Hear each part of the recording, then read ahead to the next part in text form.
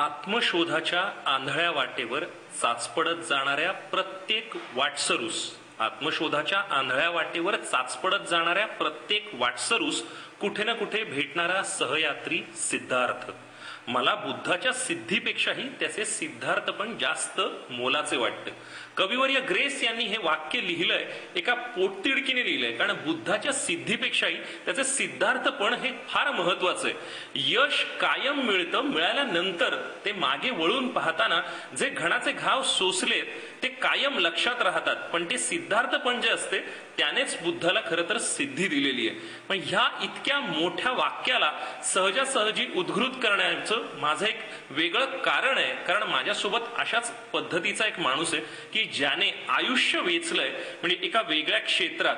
आणि या उमेदीच्या काळातही म्हणजेच त्यांच्याकडे बघितल्यावर तुम्हाला लक्षात येईल, कारण खरं तर चिरतरुण म्हणावं असं त्यांचं वय आहे. कारण त्या पद्धतीने आता ते नव्याने स्ट्रगल करतायत. इंडस्ट्रीत येण्यासाठी, फिल्म करण्यासाठी वेगळा एक जुनून, एक जज्बा किंवा जी जिगर म्हणतोय ती घेऊन आलेत. माझ्यासोबत आहेत सुनील बासरकर, जे पुण्याहून मुंबईला गेली 6 ते 7 वर्ष येत आहेत. केवळ स्ट्रगल सुरू आहे त्यांचा, फिल्म मध्ये येण्याचा, कॅमेरा मागे राहून वेगळं काही शिकण्याचा. जाणून घेऊया की हे यशाचे टप्पे आता त्यांचे कुठवर आलेत. सुनील का स्टार माझामध्ये तुमचं स्वागत. आणि खरं तर खूप मोठ्या पद्धतीचं एक तुमचं आव्हान आहे की जे तुम्ही पेलत आलात. 83 पासून तुम्ही वेगवेगळी नाटकं केली, दिग्दर्शनात आलात, पण आता फिल्म करायच्या ध्येयाने तुम्ही झपाटलेला. आम्ही 1983 पासून माझ्या जीवनाची जी सुरुवात झाली होती ती स्टेज पासूनच झालेली होती. म्हणजे माझं मिसेसला मी नेहमी म्हणायचो की मला गजानन महाराजांवरती एक चित्रपट करायचा आहे.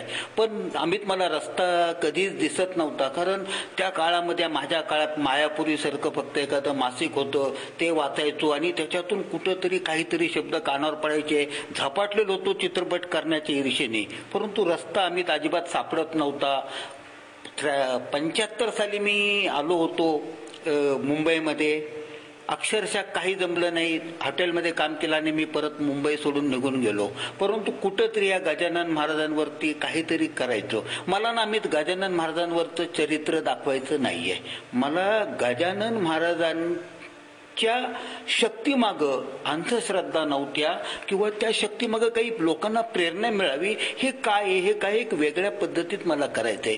पण हे सगळं करताना आम्ही देवाचा चित्रपट करायचा म्हटलं तर कोणी पैसे लावायला तयार होत नाही, माझ्याकडे पैसे नाहीत. मग असं करता करता करता करता एक जिद्द घेऊन मुंबईमध्ये आलो. विकास कदम भेटला, सिद्धार्थ जाधव भेटला, पॅडी भेटला. मग नाटक करायचं ठरलं. मग ऋषिकेश परांजपेंचं जे बाई ग कमाल झाली आहे नाटक लिहिलं. संतोष कलेकर सारख्या निर्मात्यांनी ते ताबडतोब स्वीकारलं. आणि आम्ही तुला सांगतो, मी त्या नाटकाच्या प्रत्येक प्रयोगाला, कोकण दौऱ्यामध्ये सुद्धा नाटक काय असतं, स्टेजवरचं नाटक आणि व्यावसायिक नाटक हे प्रथम शिकून घेतलं. कमर्शियल स्क्रिप्टवर मी काम करतोय.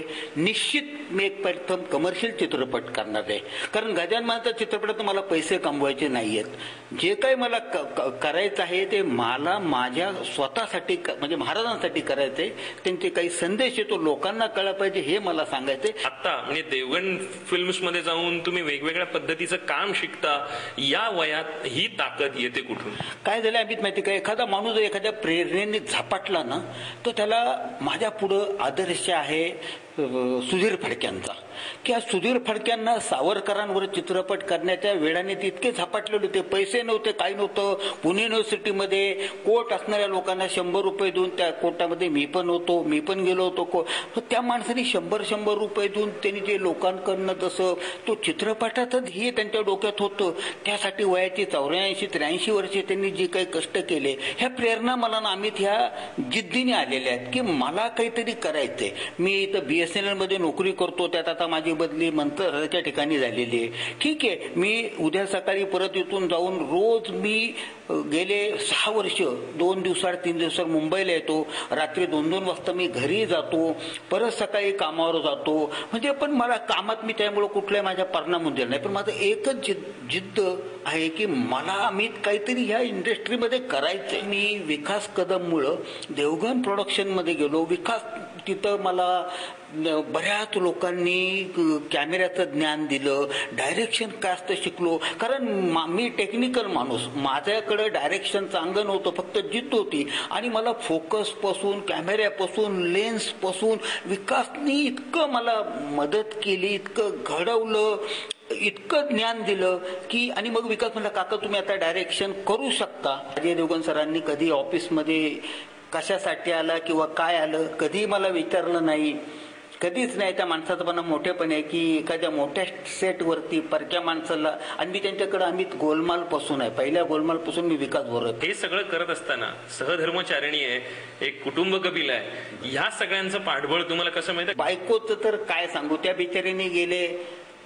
25 वर्ष 26 वर्ष माझ्या मागं, 25 ते 26 वर्ष लग्नाला झाली माझ्या. 26 वर्षामध्ये तिने मला प्रत्येक वेळी साथ दिलेली. तिला पण माहिती आहे की मी जे बोलतो ते मी करतो, आणि तिला, माझ्या मुलाला, माझ्या मुलीला नक्की विश्वास आहे की आमचे बाबा नक्कीच हा चित्रपट गजानन महाराज करतील. खूप काही करायचंय अमित, पण हे करण्याच्या मागची प्रेरणा आणि शक्ती मला असं वाटतं माझ्या आयुष्याच्या शेवटच्या क्षणापर्यंत मी काम करत राहणार आहे. वेगळं काहीतरी करणारी माणसं ही कायम स्टार माझा आणि ढांटेढांट नेहमीच त्यांना सपोर्ट करत आलाय, पाठबळ देत आलाय. तशापैकीच एक सुनील बासरकर आहेत. कॅमेरामन योगेंद्रसह अमित भंडारी, स्टार माझा, मुंबई.